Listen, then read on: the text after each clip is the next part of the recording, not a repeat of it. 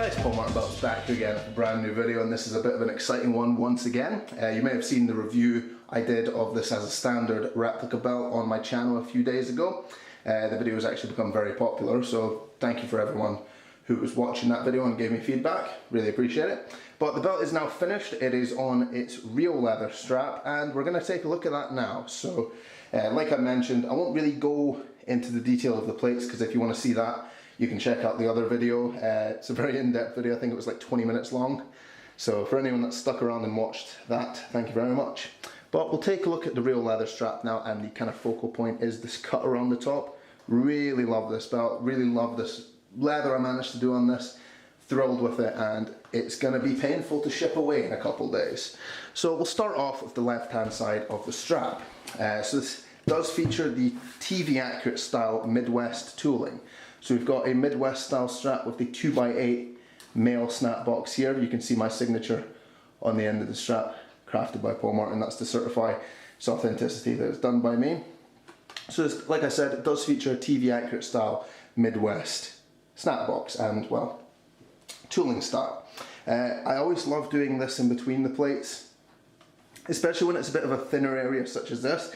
When you have kind of the snap box bordered off, you have the plates bordered off, and then there's always this empty area of like nothing in between them. When it's a really thin piece like that, I always think it looks really cool because you kind of got multiple lines in a row. I don't know if that makes sense really, but I always do love the way that looks.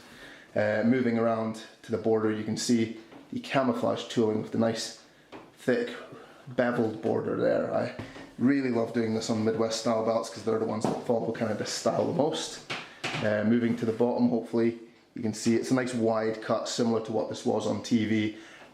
So trying to get that accurate. Moving to the top, you can see the cut around the top of the belt. It does follow the detail on the plates themselves, so that's a really cool look. Moving around again, the camouflage tooling of course does just follow the plates all the way around.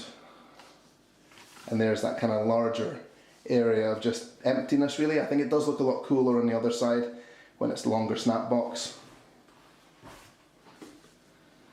And the 2x5 snap box here, as you can see, it does feature tooling to match the tip. The kind of curved tooling does touch the snap, so that's similar to how the belt was made by Midwest. You can see this plate, which I think in the review I mistakenly said it was the version 2 of the IWGP belts. This is the center plate of the V1 belt.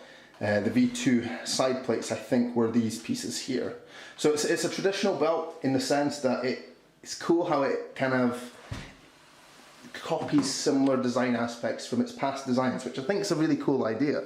It'd be nice to see if WWE would do something like that at one point. I don't see that happening these days anymore, but if they incorporated kind of the Winged Eagle, the Hogan 85 or 86, or the Big Eagle all into one design, it'd probably be quite cool, but it'd probably be quite a stacked design. Right, so moving on to the back, as you can see, nice smooth leather backing. The nameplate screws are actually left exposed. The owner requested that, as there's a couple nameplates. I didn't expect them actually for this belt, but he says there was a couple. I think there was a Naito plate that he had. So the nameplate is removable and can be replaced for whatever ones that are available.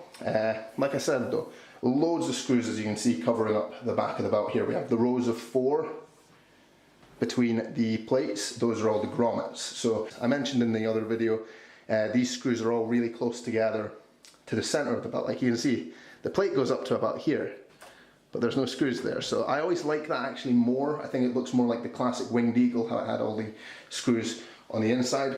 But yeah, of course, on the back of this belt, we do have the snap boxes covered up. So we have the male side on the right hand side here, fully covered up.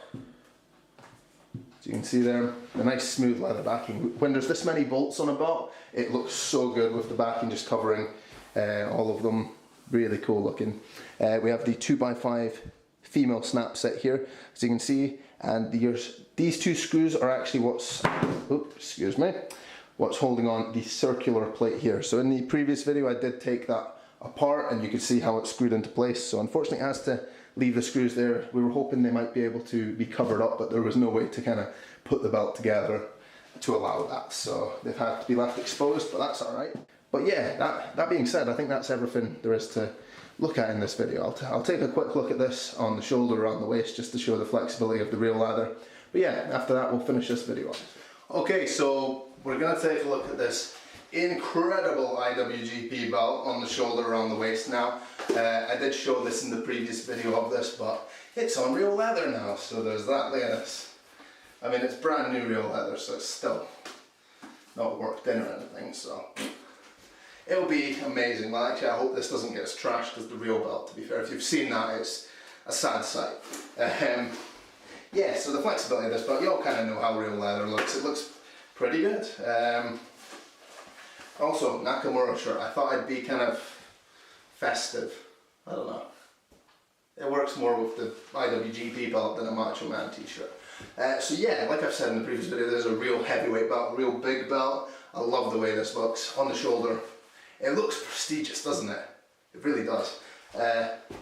See on the shoulder, the tip just weighing down there. Actually, something I didn't mention in the video itself, this end doesn't have the tip on it anymore that it did when it came as standard, the one that had the 223 serial number. I think that was the number. That's because the owner didn't want that on the belt. I'm going to send it back with it, but he wanted this TV accurate, which just had the one tip. So that's the reason for that. Also, again, I should mention, if you're wondering, I'm wearing shoes today, so I'm 6'1" in shoes. So there's that. That's the kind of height reference for this belt. So yeah, cool looking belt. We'll put it around the waist now. Take a look. It is a very heavy belt, actually, I should point out as well. There we go, because it is a really, really heavy belt.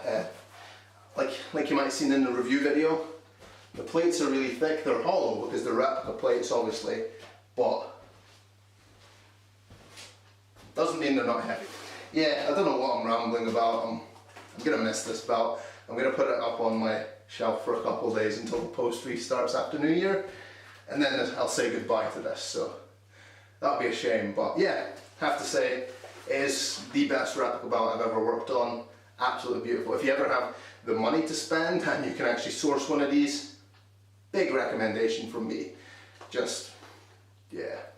Let's finish this video. It is a fantastic looking belt. It is honestly just, it's a centerpiece to any collection, really. It's probably the best way to describe it. I've put this on the shelf with my collection since I finished this real leather, just to kind of admire it, to see how it looks among all my belts, and it kind of stands out among all of them, which is a bit upsetting. I like my collection, and I definitely need one of these in it at some point. So it's on the list anyway. But yeah, hopefully this is giving a good overview. So the snap box is really nice and detailed. I love following that Midwest style. The cut around the top of the center plate is really, I think, the part of this I'm most proud of.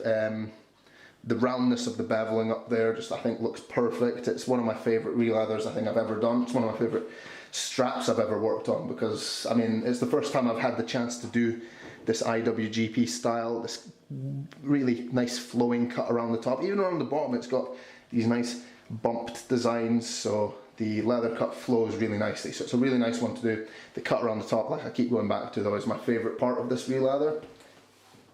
And yeah, I think that's pretty much all there is to say about this belt. If you've enjoyed this video, please give it a thumbs up, subscribe to the channel. If you're interested in a custom strap like this, or a real leather send-out strap, please visit my website in the description box below, paulmartinbelts.com. And if you're interested in anything else, contact me at paulmartinbelts@gmail.com. Thank you very much for watching. Goodbye.